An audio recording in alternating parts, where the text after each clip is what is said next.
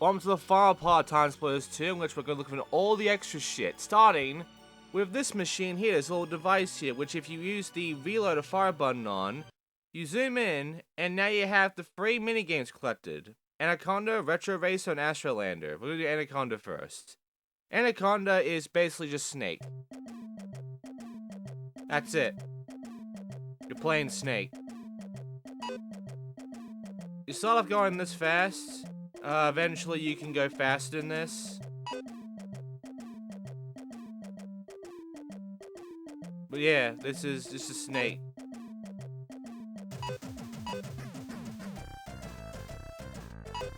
Neat music though.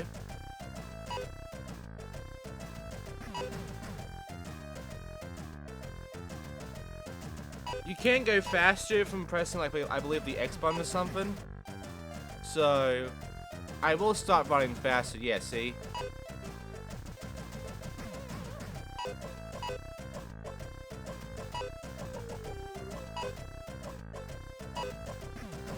And in case you're wondering, it's not like Birth Fighters where, like, you know, if you do these mini games and get a high score, you'll get something out of it.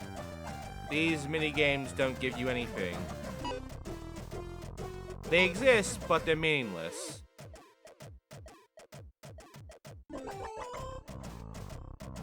Yeah, sometimes you just get nothing on the screen.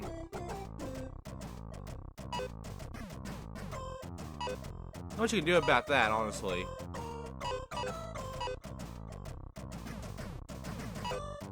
Obviously, touching the walls or touching yourself will, you know, give you an instant game over. I'll just go as far as I want to go with this. I'm not going to spend too much time with this.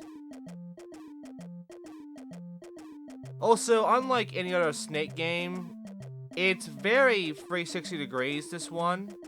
Like, you have a lot of movement. It's a little awkward to move around, honestly, but yeah, you got a lot of freedom with the movement here, which I like. As you'll see, I'm about to die. There you go. I got on the Hall of Fame, but Cortez has 10,000 points. I'm not dealing with that. Next one's Retro Racer. You only have this one track here, and you just go around racing in it. You get stuck by the walls. You can brake, you can accelerate. Don't ever brake. Just accelerate, hold it down, and just drive.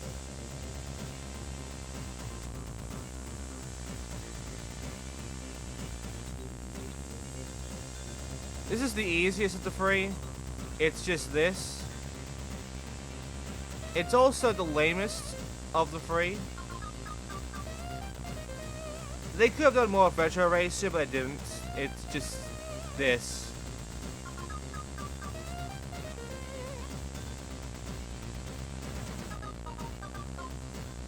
And yeah, you go on for about 5 laps, and that's it.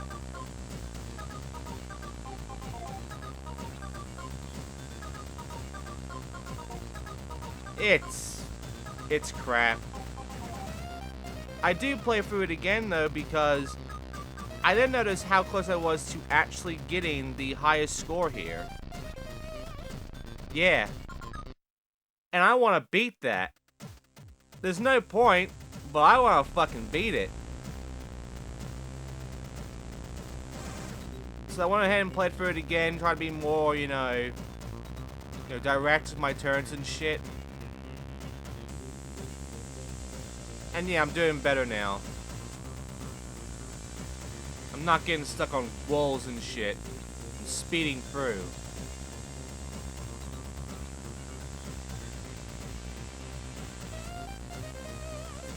Oh god, I'm getting stuck.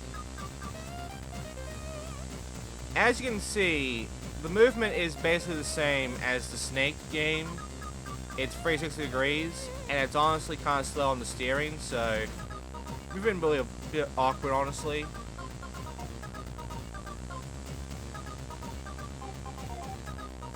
At least the music's kick-ass. That's the only saving grace about any of these. The music is nice.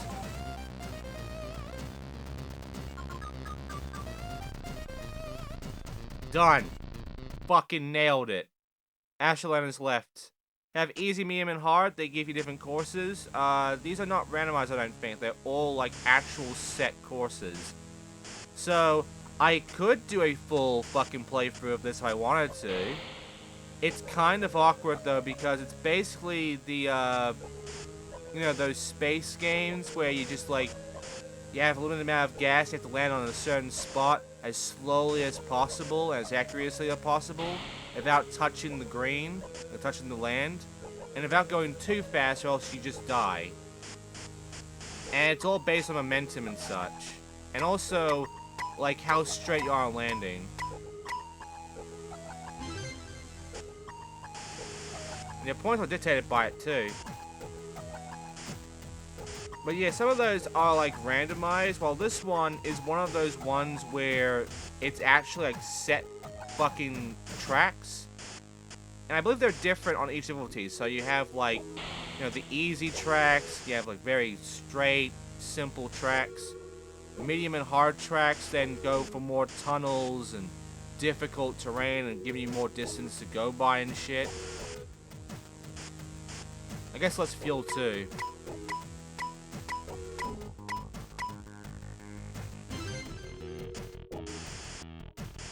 It is a challenging game that requires, you know, patience and knowing what you're doing at, you know, an instant.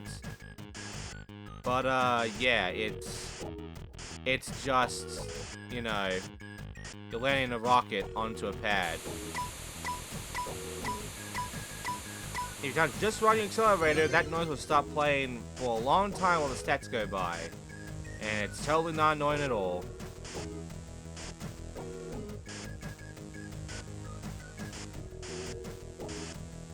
I don't think you ever get more lives in this mode, but it would have been nice if you did, because you don't have that many lives, and this can go on for a while.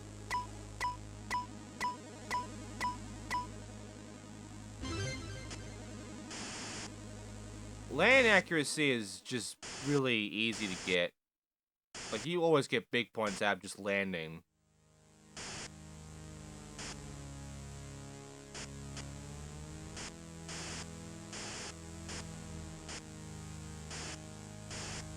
The main issue is the navigation and your fuel. Landing isn't too bad once you realize just what kind of speed you need to be in to land. But it's going around the terrain and also conserving your fuel that's hard. Luckily, your ship is very floaty because you're in space, so, you know, it's not that bad, but you do start going down really hard, so, you know, you gotta really make up the fuel to, you know, get rid of all that downward speed. Also, they'll give you the alternate paths because, you know, there's the harder path and the easier path that wastes a lot more fuel that way. I'm badass, so I'm going the hard path. I'm gonna make it. Yeah, suck it. I think you've seen enough of this game already, so I'll fail eventually and lose all my lives, which I believe this is my last life anyway. And then we can move on to the other extras, which involve the multiplayer modes, the multiplayer map actually of a specific map that we have not seen at all until it's only in this fucking multiplayer mode thing. Look at all the bios of the characters and, you know, all the cheats and such, and then show up the Mapmaker, including a map that it's in a demo disc. There's some of this that has like a unique map made by the dev team from Mapmaker that you can load in to your save memory card, and then essentially be able to play it from memory card of the full game. I'll be showing that off because it's kind of interesting. And yeah, as you can see, the speed is gonna be very slow. So, you gotta tap that fucking fuel, man. You gotta be very conservative with fuel.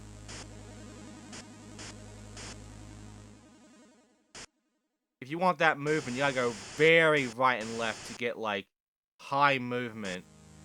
you know?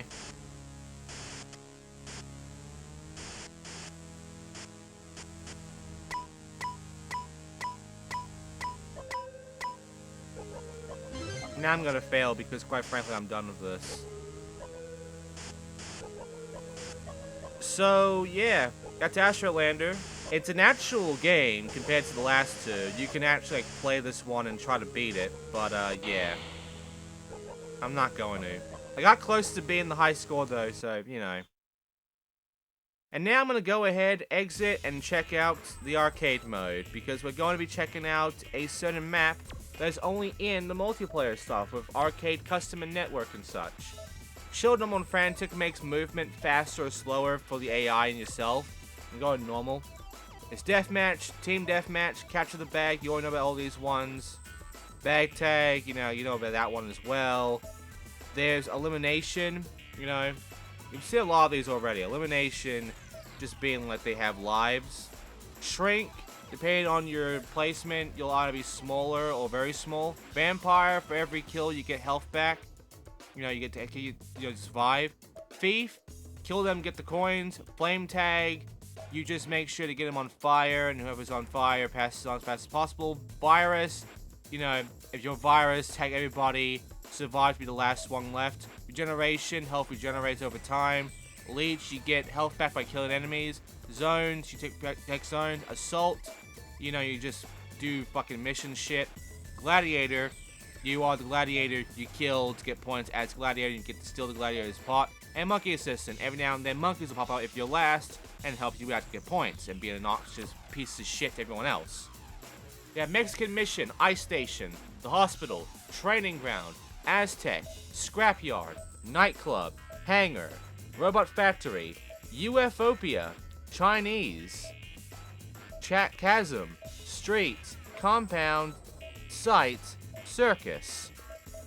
The only one that we have not seen at all is Ufopia. Everything else has been a challenge mode or been story mode, but this level does not appear at all in any other mode. It's much like the fucking Warzone map in the first game. So we'll check this out. I'm gonna have the fun of it in deathmatch. I'm not gonna show off the other modes because you've already seen them all already. And yeah, here's all the the shit with this. We can change the music. There's a lot of music, including original music, the original TimeSplitters 1 music. And yeah, Ufopia has song, and yeah, there's also the tile sets. Also, Goteki TS Remix. I believe that is the actual credit song. Yeah, Warzone. We also have the fucking, the minigame music. I'm gonna go ahead and keep Ufopia on because it's its own song, unique to this map. So, you also have a bunch of different weapon sets, which I'm not gonna read off. You have bot sets too, though, and also the customs, 5 of them in total. I'll go ahead and customize the weapons. I'm gonna get out the really good shit: the minigun, the dual fucking, machine guns, maybe the crossbow, rockets, Tommy guns. Yeah. Get all the good shit out. Yeah, and a brick. Now I'm not gonna make him use a brick. I'll use a minigun. A dual shotguns too. So bot sets, misfits, freaks, living dead, lovely ladies, military, classic, leads, sidekicks, hairy faces, and then the customs. And that's all the bot sets. So, I'm going to go ahead and just use a regular bot set. We have a lot of available bots to use. There's a fuck ton more here than there was in TimeSplitters 1. And there's a fuck ton more characters here than TimeSplitters 3. This game has the most characters overall. So, a lot to go from.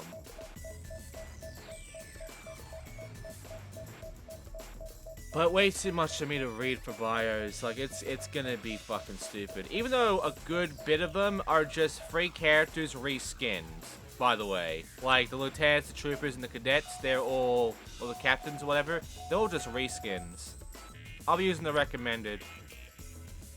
Here's Sergeant Cortez, and I'm gonna check out all their shit, you know? I'm not gonna read this stuff, but I'm gonna just show you all the characters. All their stats. And, yeah, that is really going to do it for the characters on this normal list here. You can also kind of see, like, they're color-coded. Like, you know, there's got the red backgrounds, got the green backgrounds, you know. Got the brown backgrounds, you know. I'm just going to show you all the characters that we haven't seen a full 360 view on yet.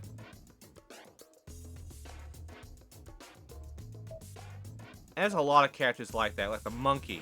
Got the max agility. And one of the stats is to play as the monkey. Which I will. Then you got Big Tony, you got Jack de la Morte, who has the max stamina. The bosses have unique stats, like he has max stamina, the Ozone Mox is just meh. Sadako's actually average, even though she has a lot of health apparently. The Colonel is average too, he was just meh. Kalos is very average, despite being a reoccurring villain. Yeah, he's a reoccurring villain. The Stone Golem is bullshit, as you can tell. The Machinist has really good agility, shit stamina. And of course, the Reaper Splitters, the TimeSplitters themselves, have really good, you know, accuracy. Hedora Bosa has really good stamina. Lean Molly just sucks. Dr. Peabody also sucks. Script Zombie is average. The Chassis bots suck. They got average stamina. Sentry bots just got bullshit all over them except for agility. They're very slow. Mesomox are average, same as the Ozomox. Male Trooper are average. The female Troopers are also average. Same stats really. Crispin is just a zombie on fire. That's nice. Undead Priest. You know, I've already seen him a few times. Louis Big Nose. Slick Tommy. You know, kind of average. Jimmy Needles, kind of average. Accountant, very average. Yeah, they have a joke for accountants and lawyers. They're the same stat, the same model, but they're assholes. Good to know they got some sense of humor there. Joe Beth has amazing agility. Like, amazing. Riot Officer is average. Barbie Gimp is just average. Yeah, Barbie Gimp. Jebediah Crump is average. Venus Star is average. Mikey Two Guns. Jared Slim.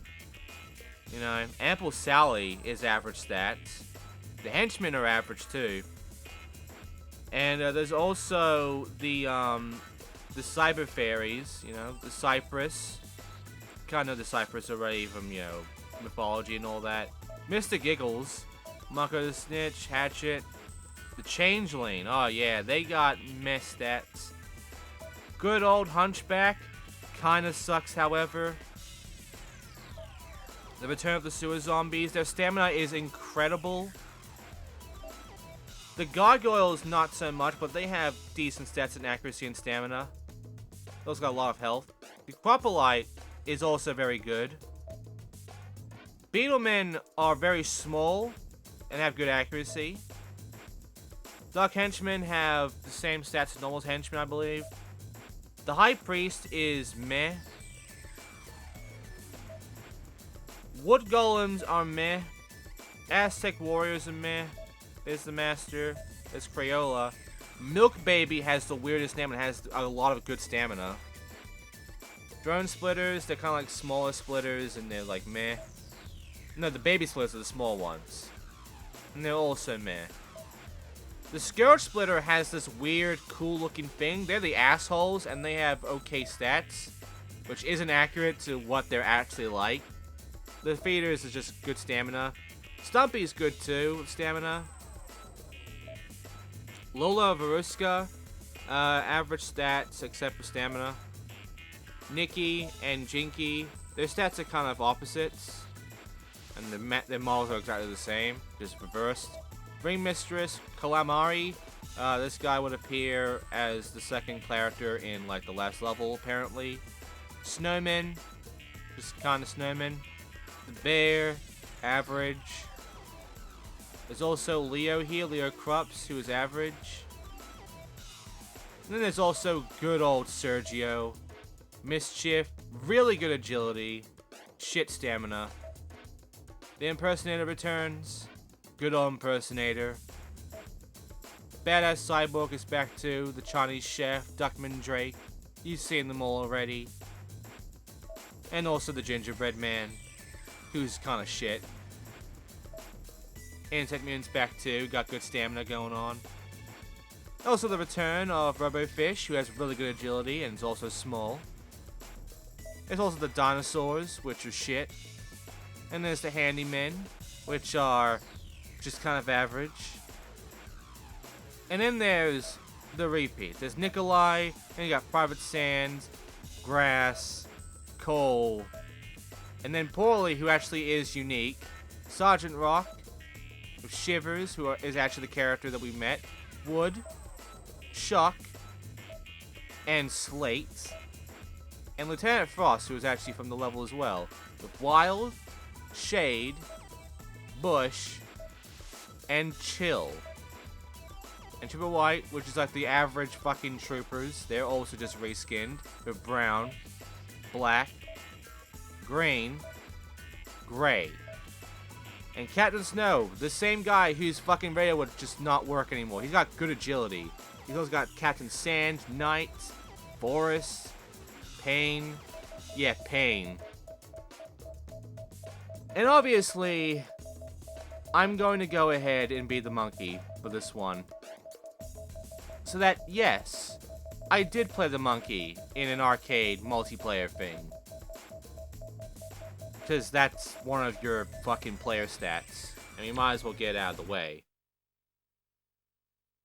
So, Ufopia, it's interesting. It's basically like another space area. And it's kind of big. And has different layers of floors. And has all these UFOs in an outside area and such. And it's honestly pretty cool. And it sucks that it only appears in the multiplayer mode. You never ever see it in challenge mode, in arcade league, in story mode. You never see this area. You can only really see it if you decide to go and play for friend or whatever in like a deathmatch or whatnot and play this. And as for Assault, I think Assault is like limited to certain maps and also custom maps. Which, you know, is the Mapmaker stuff. Because Mapmakers can also have their own Assaults, and they're basically just your own custom story mode. Which is its own fucking mode in Mapmaker, by the way. You can actually make your own story modes. They're not very good. But, you know, if you want to. Also, there's loads for a while. Like a really long while. Jesus Christ, can you fuck? Okay, finally. So, this is the UFO area, but we've seen it again when I'm going for the cheats, because I want to make the most out of this map. You've already seen the other maps. I want to make the most out of this one. And, yeah, it's just, you know, it's very hallway-ish. Very average. I get dual shotguns a lot. You can never go wrong with that. And you can never go wrong with miniguns. Miniguns are always the best.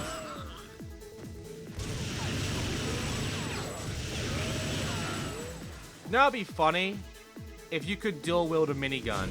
Like 2 miniguns with both hands.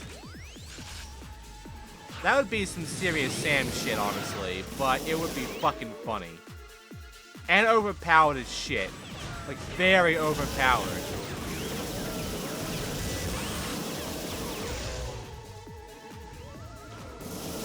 And done. So you've got a taste of the map already. There's a bit more to it, which I will show when we come back here. But yeah, that's just kind of how this works. And also that's kind of the stat thing of awards and the weapon.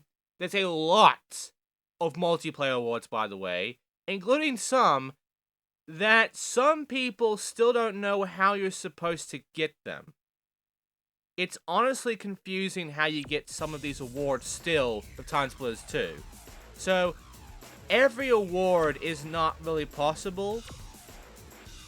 Anyway, now it's time for an annoying one. An annoying thing for me to do.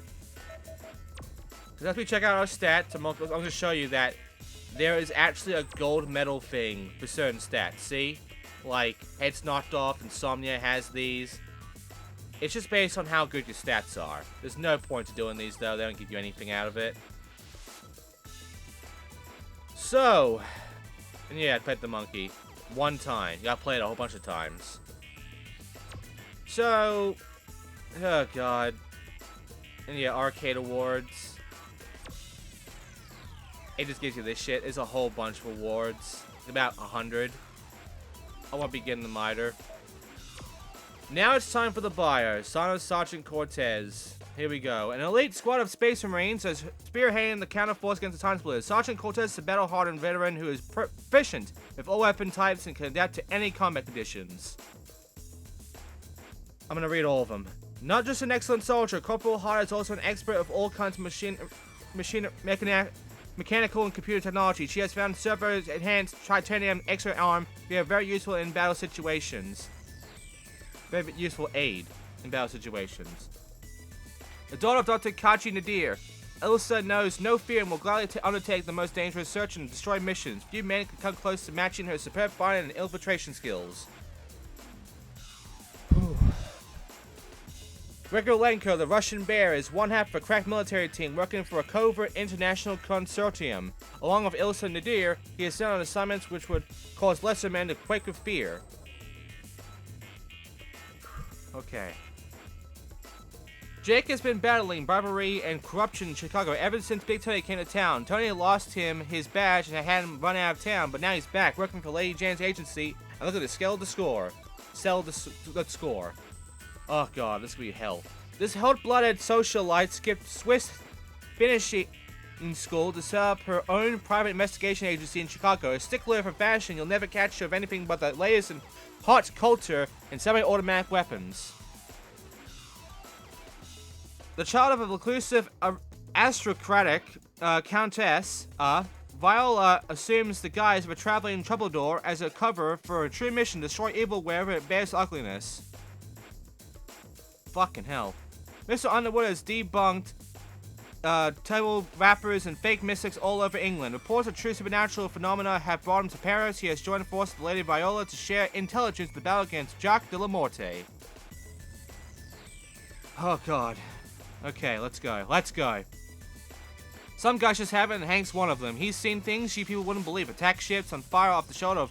But whatever. A leaner, meaner, more square-jawed hero never graced the space operatic stage. Whew, there's a lot more. Okay, here we go.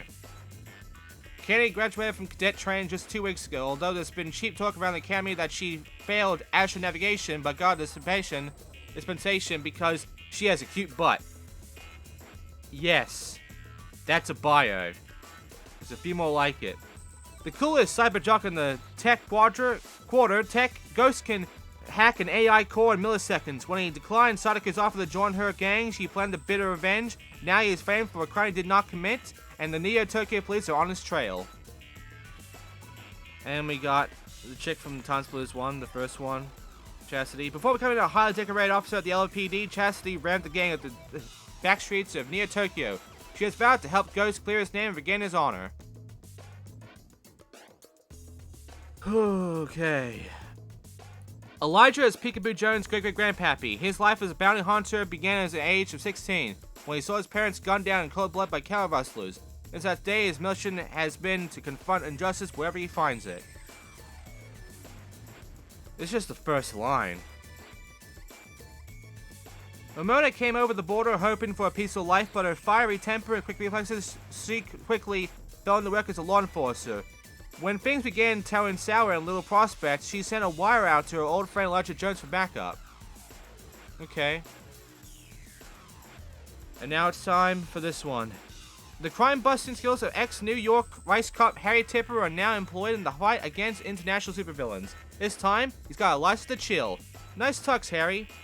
He's basically, you know, a fucking joke on. Sometimes things can get a little too hot on the collar for Harry, and he needs some manual assistance from his slinkiest sidekick, Miss Celeste. Go get him, Tiger. Grr. I'm not doing it. I'm not doing the grr thing. Fuck you. Adventure extraordinaire, Captain Ash's exploits have carried him to the four corners of the earth. He's always accompanied by the most glamorous assistant to ever reverse of stopping for a spa of afternoon tiffin, just to keep the pecker up, you understand? Tally-ho! Just to keep the pecker up. Just keep the pecker up.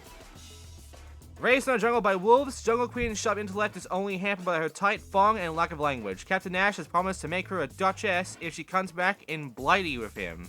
To Blighty. Yeah, it's an actual place apparently. Blighty. At least in this game. Riddle Mark II second generation precision killing machine programmed into stealth and martial arts techniques from around the galaxy. Scared of R109, she has been sent to destroy the machinist robot army. Or Mechanist. An upgrade of the now outdated R108, the R109 is a robot built for heavy-duty combat. His reasons for destroying the Mechanist are more personal than his partner Gretel 2. R109 wants revenge for all his fallen comrades killed in the Machine Wars. That's gonna be a reoccurring thing in TimeSplitters 3, the Machine Wars. It's a monkey. It's a fucking monkey! TimeSplitters' evil aura had a devastating effect on some of the more susceptible Siberian troopers, causing massive genetic mutation. Military scientists tried to turn them into super soldiers, but after a series of horrific accidents or incidents, millions were deemed uncontrollable and placed on a maximum security. It's a lot of text. After buying out the Felucci brothers' olive oil import business, Big Tony turned his now slippery hands to more criminal activities, but liquor, loose women, and the numbers racket weren't enough. Lately, it seems he's been taking shipments from some dodgy out-of-town characters. Okay. A psychopathic murderer, Jacques Morte's mind has been twisted by the visions of angels. Now he teeters on the brink of complete insanity. Next, please. The Orsor hate everything and everything, especially their close cousins, the Mizor. Okay. It's short. Horrifically burnt in a tenement blaze when she was 10, Sadako's outer scars are nothing but compared to the rage and hate she harbors within a self-taught hacker. She and her gang have stumbled across technology that could change the course of history. After deserting from the Confederate Army, the colonel went deep into South America searching for Inca gold. He returned to a changed man, evil in possession of strange allies. Let's go, come on. It's not easy holding the world of ransom, but Mr. Callus seems well qualified for the job. He's got secret bases, doomsday devices, scores of henchmen, and a penchant for over-elaborate death scenes. He poo-poos his detractors, who claim that he got the eye patch from a novelty store and that his first name is Archibald. Okay then. The ancient palace temple of Teocheck, have been imbued with very rocks with life. These mighty creatures possess the strength of 100 men. No one's ever dared to ask what they keep in their little sacks. Oh my fucking god, stop. An ageless scavenger, the Dark Machinist child utilizes any components available for his mismatched body, mechanical and biological alike. He is unaware of how twisted and obscene his modifications have become. This is a child, and also fucking bastard. Selectively bred for strength and ferocity, Reapers are the main components of the TimeSplitters army. The main TimeSplitters in this game. The son of a saloon girl, Hector was raised in a house of ill repute. After a series of botched holdups, he met fellow outlaw Mikey Two Guns in prison, and the pair became firm friends. Lost story for all these additional characters. Sally's slender sister, she's not big on special cuddles. Since his age of 10, when he blew up his parents' garden shed, Dr. Thaddeus Peabody knew that he was destined to be an explosive scientist. He relishes the chance to further dispel academic stereotypes by running the mark of an automatic weapon. Why? The mortal remains of the cathedral monks have been laid to rest, generations at the catacombs of Notre Dame, but the evil magic of Jacqueline Morte has raised their mummified corpses as flesh-eating zombies, ready to carry out his every demand. Loot from scrap and spare parts scavenged from the sprawling machine wars scrapyards, the lightweight chassis bots designed for speed and agility. Not really. A debt from old security robots by the machinists, the sentry bots are programmed to kill anything that moves. They are more suited for the stats mentioned beforehand. The me's are everybody and everything, including their close friends, the Ozor. It's just swapped.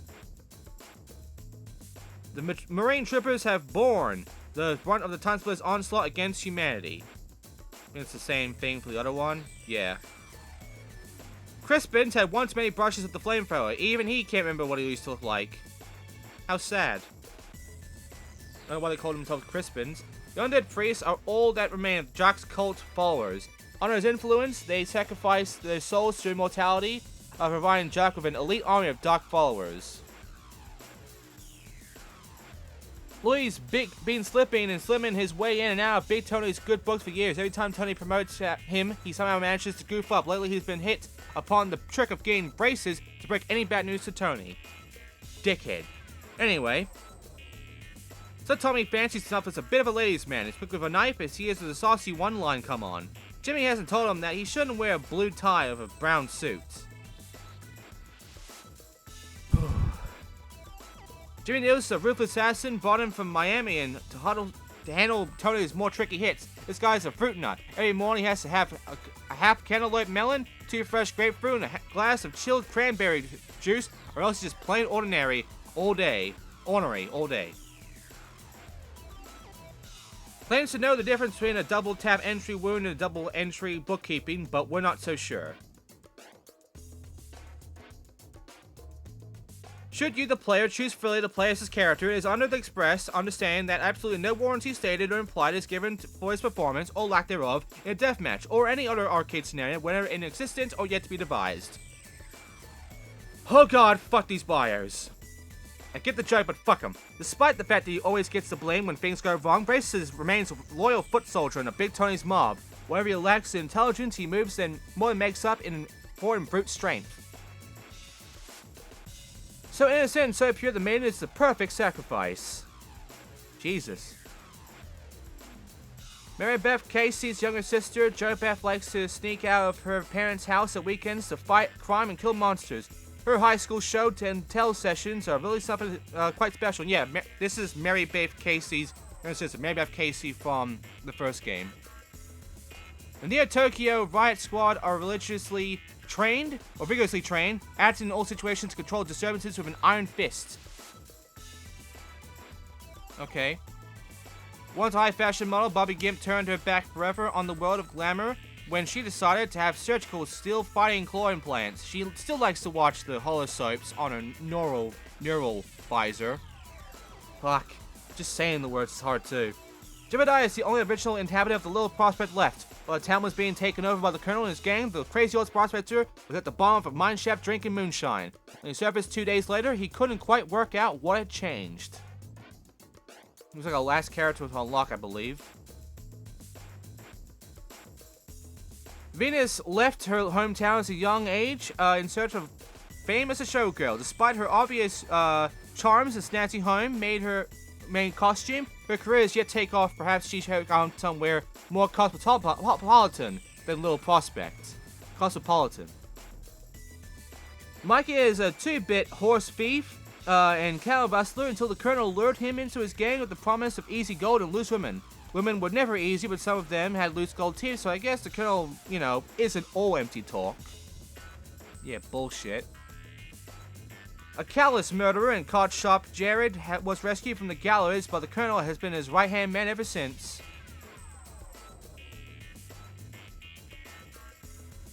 Always on the lookout for a quick buck, Sally latched onto the colonel's gang for the chance of fortune and power. They latched onto her for her great cooking and special cuddles.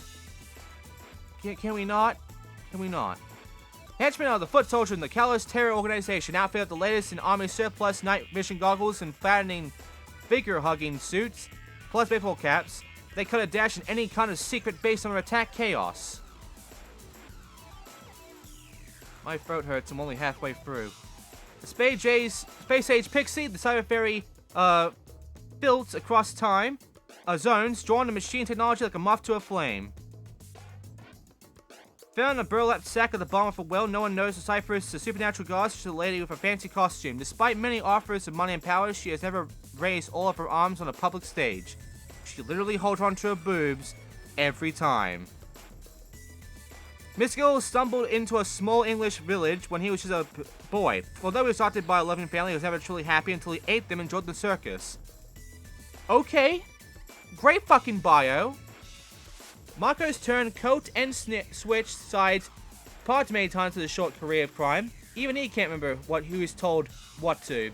Sick of worry, he lives his life in constant fear of mob retaliation. Hedgesell got his name from his habit of chopping off his unfortunate victim's right hand. He used to keep his trophies in a shoebox under his bed, but one night after too much cheese, he had the motto of all nightmares in his box of gruesome bodies. Just had to go. He's cleaned up his act now, but the hatchet moniker stayed with him.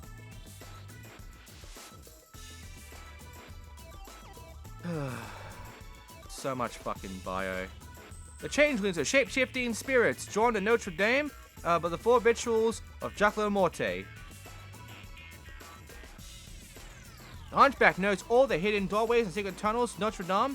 Horrified by the evil that Jacques La Morte has unleashed in his beloved cathedral, he bells to thwart the lunatic's plans. Good old Hunchback. The fetid depths of the Parisian sewers are the fun resting place of many unfortunate murder victims and diseased beggars. The dark magic suffusing Notre Dame has reanimated their half-rotted bodies. Infused with stolen life by the TimeSplitters' evil oil, the gargoyles will destroy anything foolish enough to stand in their path. They especially don't like pigeons. Fuck pigeons! There are no pigeons in this game. A demon from another dimension, the Propolite, has been drawn to our world with a space-time rift open by the TimeSplitters.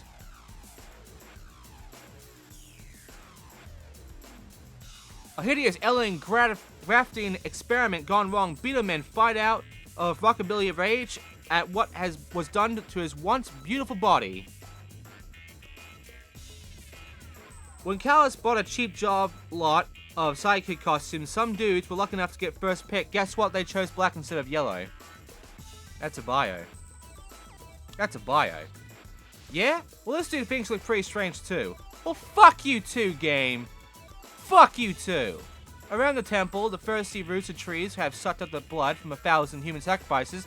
There's also those ancient victims, now proudly earthbound within gnarled skins of wood. We're not even done yet, we're only at the halfway point. Mulling the latest in heavy gold jewelry, nose piercing, pudding bowls, haircut, and high-performance athletic support, this guy cuts a mean dash through any tropical rainforest. He's also keen on prickly thickets, though. A wandering Chinese monk, the master's life is shrouded in mystery. Ladies can't resist stroking his beard. A high school dropout of a genius high-level IQ, Crayola shunned the academic world, becoming the brains behind Sadako's sick experiments. Bullied as a child, Milk Baby honed her fighting skills in the dark streets of the tech quarter. Now she serves as a vicious foot soldier in Sadako's gang. I wonder why you were bullied, considering your name is Milk Baby. Once a peaceful amphibian race, the drones have been enslaved when the Splitters invaded their planet. Spinal implants ensure they will never escape the Splitters' control.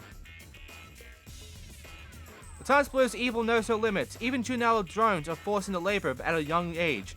They're literally making foot soldiers out of babies. Nothing about these fearsome leaders of the TimeSplitters, although their bondage trousers are admired across the galaxy. These are the leaders of the TimeSplitters. No wonder they're cunts. A few deranged zealots were drawn to the machine wards. Poor Robert 107 is under delusion that he is a carefully constructed robot sent to save the world from evil. He's just a weirdo. Defeat a zombie's thought process is quite simple. Eat brains, eat brains, eat brains. Although, to be fair, the states on their t-shirts are mostly melon juice. Nice. It's Stumpy is an adopted son of Sergio the Magnificent. The strong man despairs of Stumpy's errant nature and malicious pranks, but hopes in his heart that one day Stumpy will grow up to be a little taller.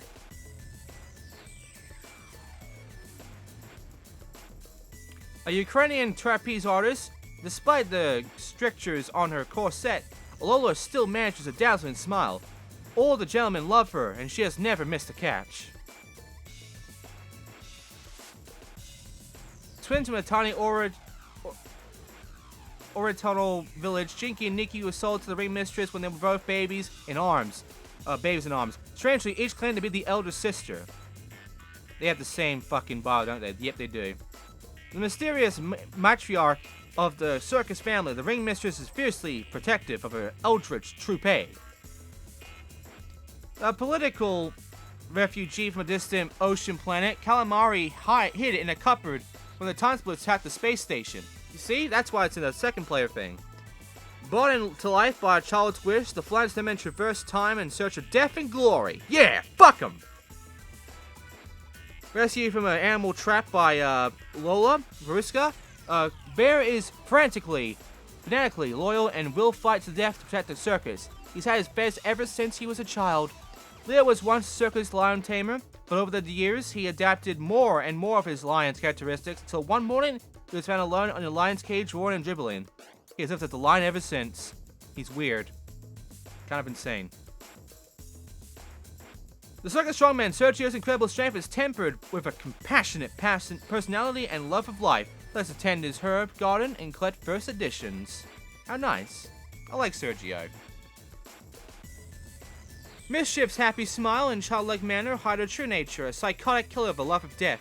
The last person who twanged her braces ended up chopped up to pieces in the taffy pulling machine. Jesus Christ, what the fuck?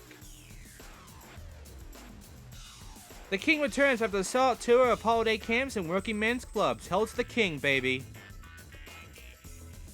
He's the leanest, the meanest, and the badass machinist. That's a fucking great type of smiley. Since still in the business, best of business, they say the recipe of special slow braised TimeSplitters and backbleeding sauce is out of this world. He's quacking his back, baby. Flour, brown sugar, shortening, molasses, baking soda, ginger, cinnamon, and some well-beaten eggs. Mix well, pop in the oven, and let the nightmares begin. Frank was always telling folks about UFOs in the skies over his garage, but nobody believed his tale was alien abductions. Look at him now. What do you think? He's an insect. Okay. The pesky, pop-eyed Prison returns. I don't know how to say that word. He breathes fire in his vestigial forelimbs. Okay. This guy is straight out of Hatchet Sal's nightmares. Just goes to show Carlos and Pay, or maybe Sal should have just laid off the cheese. Maybe. Nikolai is a little too curious for his own good. He's always telling Sergeant Shivers that he knows best and that he can sort out whatever is going on in the secret base under the dam. Yeah, Sergeant Shivers is the actual character, not the other guy. Robert Sand is a reliable foot soldier in the Desert Force. Robert Grass, a hard-working grunt in the regular force. Robert Cole is a promising recruit in the Special Force unit. He has a crush on the head Shade, but hasn't yet dared to ask her out. Robert Pauly is feeling a little undead after his unpleasant encounter in the caverns below Obelisk Dam. Sergeant Rock is a bit of a matchmaker in the Desert Forces. He's always helping his colleagues get the girl they want. Sergeant Shivers really doesn't like working at Obelisk Dam. He's all a bit spooky. And he's fed up with Nikolai calling him a scaredy cat. He's a bit of a pussy. Sergeant Wood is an upstanding officer in the regular force. Sergeant Chuck likes to impress the ladies with his Special Forces uniform. He keeps the helmet shiny and well polished. We're nearly done, guys. We're nearly done. Sergeant Slate should have stayed away from the biological samples under the dam. He's a zombie. There's a few of them that was just zombies at the very end. Lieutenant Frost is an accomplished curling champion. He practices on the frozen lake behind the dam. Lieutenant Wall is a striking officer in the Desert Force. She's always had fast-track promotion, and many say that one day she's has to come to make a general. Okay. Lieutenant Shade is the femme fatale of the Special Forces. Her peroxide blonde hair often surpasses the men during undercover operations. Lieutenant Bush used to get in trouble with her superiors because of her unruly hair. Now she follows their advice and keeps it neatly trimmed. God, because of the name Bush. Lieutenant Chill has the distinction of being the only undead woman in the game. Wow. Trooper White is a promising soldier in the Arctic Force. That's what they're called, the Arctic Force. Lieutenant Trooper Brown often gets hot and bothered inside his gas mask on desert operations. Trooper Black takes great delight in his work and is always first in line when special forces are deployed, as they frequently are. Trooper Green gas mask is a great help with his hay fever on summer operations. Trooper Gray's foul zombie breath fills the inside of his gas mask and makes even his eyes water. And lastly, the last 5 characters, which are the same motherfuckers but reskinned. Captain Snow is the leader of the Arctic Force. Sometimes the cold climate makes his earpiece malfunction. We've seen that in the cutscene. So it's actually true. Captain Sand is a bold commander of the Desert Force. Captain Naya is a daring leader of the Special Force like to deploy his troops with the slightest sign of trouble. Some of the senior staff officers think that perhaps there's a little too much deploying going on. It's a bit too gung-ho in deploying. Captain Forrest, the well-respected chief of the regular force. And lastly, Captain Payne could have gone all the way to the top. Unfortunately, he volunteered for experiment in the labs, and now he wanders the earth as a soulless monster. That is all the bios. I have read all the bios. My fucking throat hurts. Not much left now. Let's check out Mapmaker. We have a few things, but I'm going to show off the map from the magazine, from the demo thing. There's also a few sample maps. Simple, Arena PC, Alley, Telebag, Portrait Budge, Bus, Zombie Lab, and Splitter Base. We're not doing any of those. We're not doing a single one of those. We're instead doing the one from the demo disc that I have loaded up in advance, called FRD Map. That's the Free Radical devs map, I think. Assassination and Retrieval. We're doing the story mode for this one. See? Complete objectives. It's unique to the fucking maps. The custom ones. And there's everything else.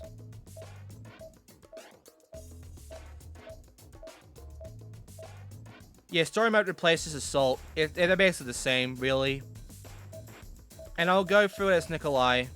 Give him some love. Let's give Nikolai some love, shall we? Nikolai deserves some love. You know? With all his clones and shit, and after being killed from the first cutscene, let's give him some round of applause for being the first guy we ever played as. Actually, I'm playing Simon Drake, because Simon Drake is awesome. Fuck Nikolai. Simon Drake is the best. We're gonna play as him in all 3 games. Okay, so this map, you gotta see just how much upgraded the maps have become now with this one. This has the best map maker, kind of. And it stays the same in TimeSplitters 3. So, our objectives. Do not kill any soldiers, assassinate terrorist leader, retrieve the secret plans from the base. We can't kill anyone except the leader. So, yeah. We go down this door, it unlocks. And as you can see, it's very dark, it's flashing. You can literally have it be a seizure zone. You'll want to use the map because it's so fucking dark. And, yeah, there's also keys around here. Like, very small keys that are kind of hard to see. You gotta look around and get them. Gotta walk around this spot to get this one here. That's the blue key. There's blue, red, yellow, and green. Use the blue key on this door.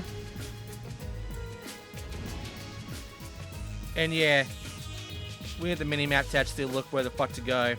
A lot of floors. Ignore these guys with the red key here, though. Do not go down this way, you'll get right in front of the enemy. Just go over here. Go down this way. Over here is looping shit. There's enemies around here. They can easily see you. Be careful. Do not let them see you. It's a stealth mission. Yeah, it's a stealth thing they made. Very basic and simple though, luckily. And there's the guy you actually have to kill with a sniper rifle. Go forward, wait for him to go around, and just shoot him in the back of the head. Or do that. Let's secret plans. Get the key at the very end of the hole, which I didn't get. I'm sorry. I forgot the key there. I didn't. I still can't kill these guys. I have to sneak. But I have to go all the way back anyway to get the key, so... yeah, a lot of time wasted, unfortunately. I'll go ahead and just jump cut for you. As I say, I have the key now. Now we can go forward and just get the fuck out of here. There's no yellow key, luckily. And also, I kind of fuck up on the stealth. I got impatient.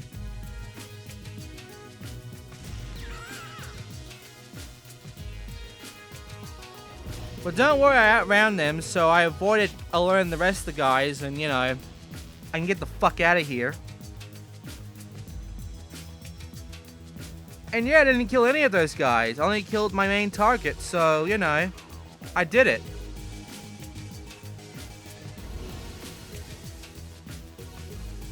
So that is Free Radical Designs, or developers, fucking custom-made map from Mapmaker that they gave to you freely on a demo disc. You have now seen it. Was it worth it?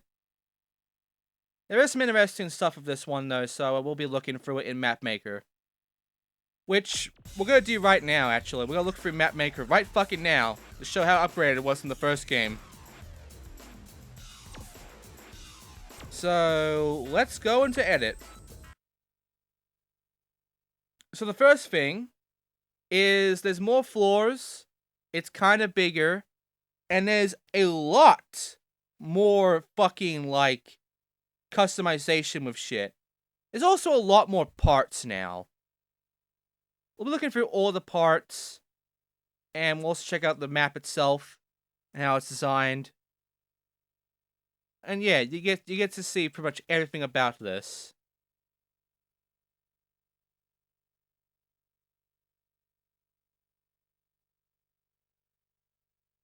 Takes a bit to load.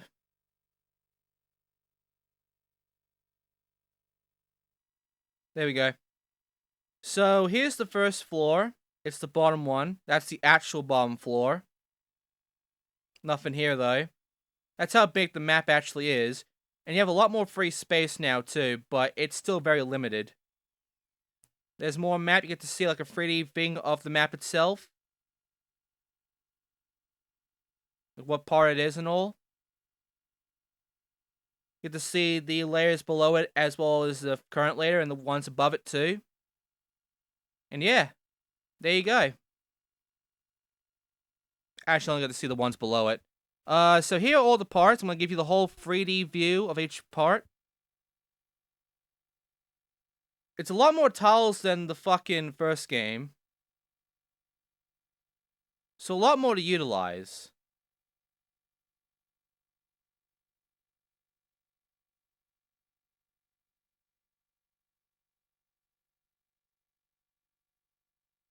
Good number of them are the same from the first game, though, so, you know, not a big thing, but yeah. It's still not that much. So, you know, you won't make that much out of these. You can also extend it with adapters, which is nice.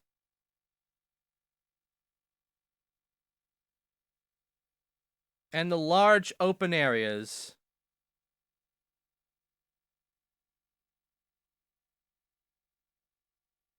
Here's another page of tiles because there's more. Oh, wait, I'm not showing you him. I don't have to fucking show you him. You already got the point. So, here are all the guns. Look no different. There's the flamethrower. Sniper rifle. These are all the unique weaponry from this map. Ammo's all the same in their vision. Health armor, you know, low is like this, high is this. Here's the armors. Very low poly.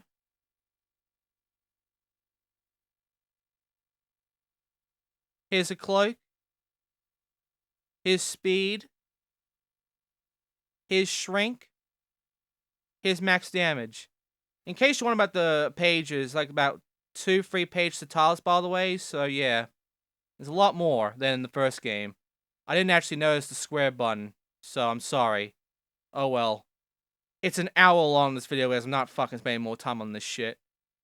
Here's all the stuff for teleports and bags and, you know, team stuff. Not many teams this time, though. Here's the crates, gun turrets, and actual turrets, so only in story mode. Here are keys, only in story mode as well. Red, blue, yellow, and green. And the zones for the zone mode.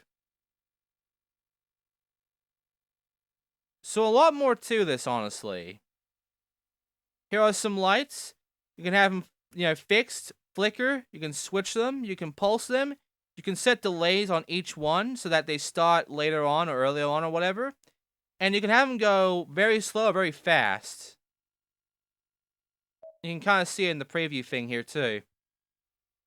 I don't want to use them though. But yeah. Flicker is just like it flicks on and off. Switch is like going like, you know, switching it on and off. And pulse is pulsating. Switch not that bad. It's like a smaller sort of like, you know, flicker thing. Like a, yeah. But the actual thing is like going like full on seizure. It's awkward. And pulse is just pulsating. Yeah, all this is just delay it for the start time.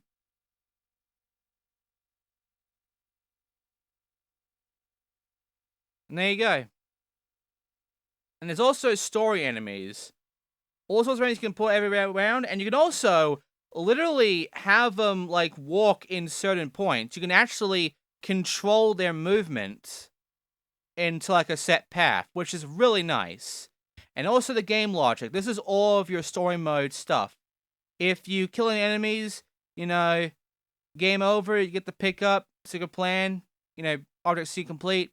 No soldiers hurt, you complete it. Boss killed, key dropped, and, you know, kill the boss and get to the exit, you win. You can have more logic, though. Like, for instance, you can show the triggers, you can show the actions, like, you know, object A to B and, you know, new key card green. And show triggers, you know, game started, enemies killed, boss killed, secret plans objective completed, you know, collected. New logic, game started, enemy killed, boss killed, got the stuff, get to end, you know, escape. New trigger, object pickup, timer, enemy, you can have new switch or new crate, you can name it too. Pick up all sorts of stuff like crystal shards and ankhs and jewels and brains and duty free, what the fuck duty free is, and ransoms and artifacts. Timers, you can add a timer to it to make people go fast or slow, whatever. You know, enemies, locations, where to go, where to stop, counters, you know, countdown on fucking stuff, and triggers. How much score you need to win. You can lose score, you can gain score. You know, all sorts of shit going on there.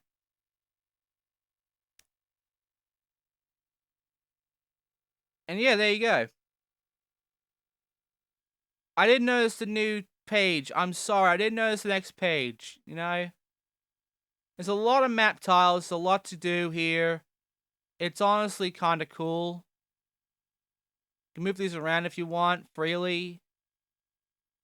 You can change them, you can do whatever you want. I like it. But now it's time to check out the map settings. You can pretty much have all sorts of stuff, different tile sets, weapon sets, bot sets, music. But you can also change map descriptions and briefings.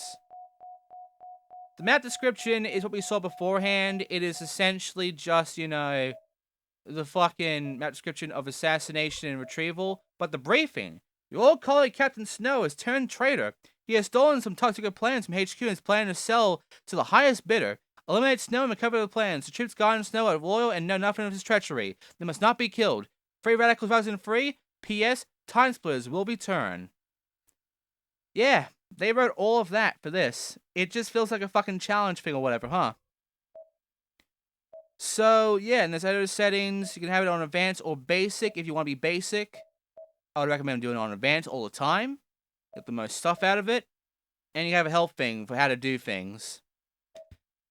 And yeah, that's it. All I have left really is to show the cheats.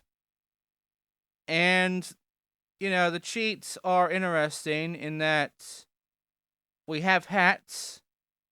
Hats are randomized. We can't see every hat, unfortunately. But they are randomized. And we have all the hats. So, whatever we get, we'll see. We have headshots and make them small and big. You can see the cheats active is there now. Silly hats. Big hands. Infinite ammo. Paintball. Fat characters. All characters. Cloaks. Slow motion deaths. Cardboard characters. Rotating heads. You know, all the good shit. I think that's all the cheats too. Not an amazing set. Usually cosmetic, but you know. And these are all the ones that do work on like Arcade League and shit. The only one doesn't actually work on Arcade League or whatever, or fucking story mode, is I think the head one. Yeah! Isn't that fucking weird?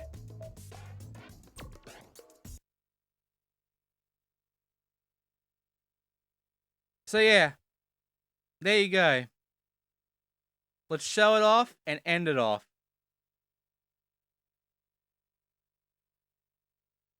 So this was TimeSplitters 2. I mean, I like the game. I really do. I really like TimeSplitters 2 the most out of the 3 games. It is honestly the best in the series to me. TimeSplitters 1 is very interesting with its story mode and all that, in that it actually, like, changes everything with the strategy and the map itself and such. I like that. It is the most unique. It's very basic, though, but I like the fact that each ability changes things up. So that's nice. And also, every ability actually unlocks different things, so, you know, there's an incentive to that compared to fucking this game where only normally gives you shit unless you complete the story mode itself. This, I think, has, like, the most amount of characters, the best story, in fact, in my opinion. And it's just the most fun of all the games.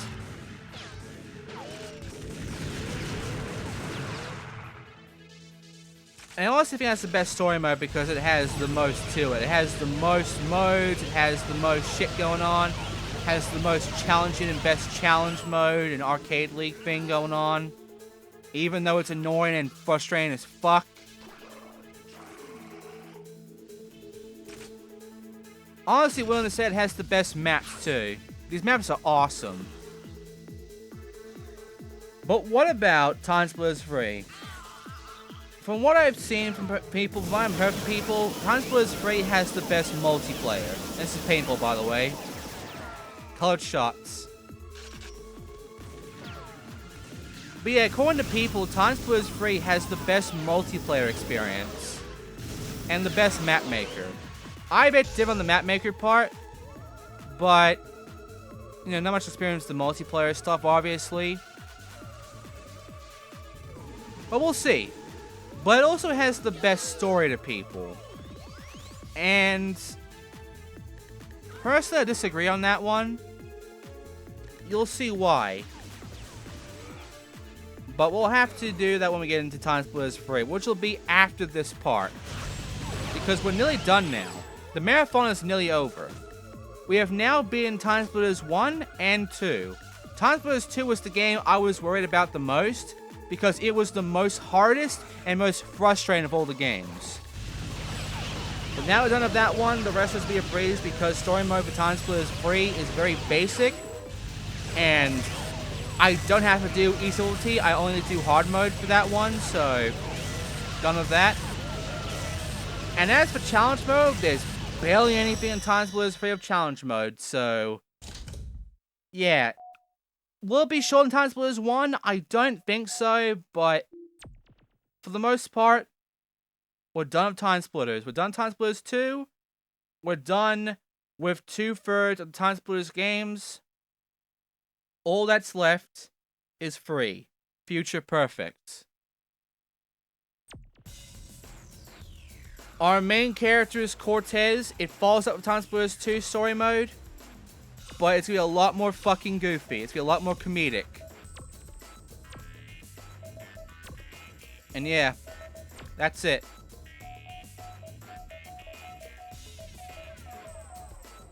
So, with that out of the way, here are the credits.